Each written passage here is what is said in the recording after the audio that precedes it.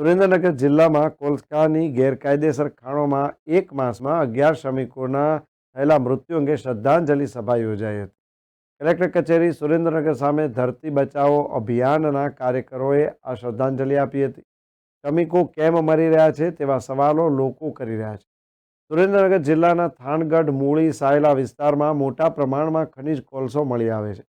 ત્યારે તેમાં એક માસમાં જ અલગ અલગ બનાવોમાં કુલ 11 શ્રમિકોના દુર્ઘટનાથી કમકમાટી ભર્યા મોત થયા છે. તેમાં ભેખડ ધસી પડવાથી અને ગેસ ગળતરના કારણે મોત થયા છે. ત્યારે તંત્ર ઘોર નિદ્રામાં હોય તેમ સામાજિક આગેવાન દ્વારા આ બાબતે જાણ કરવા છતાં કોઈ પગલાં કે કાર્યવાહી કરવામાં આવી ન હતી. પરપ્રાંતીય મજૂરોને મોત થાય એટલે ખનિજ માફિયાઓ બારોબાર લાશ મોકલી દેવામાં માહેર છે. આવા અનેક કિસ્સાઓ બહાર આવ્યા છે. ત્યારે તંત્રને સંવેદનશીલતાનો આભાસ થાય તે માટે સુરેન્દ્રનગરની ધરતી બચાવો અભિયાનની ટીમ દ્વારા કલેક્ટર કચેરી સામે મૃતક શ્રમિકોને શ્રદ્ધાંજલિ આપી 2 મિનિટનું મૌન પાળી રામ નામ ધૂમ બોલાવી હતી અને તંત્રને આ બાબતે જગાડવાનો એક સંદેશ પણ આપેલ હતો.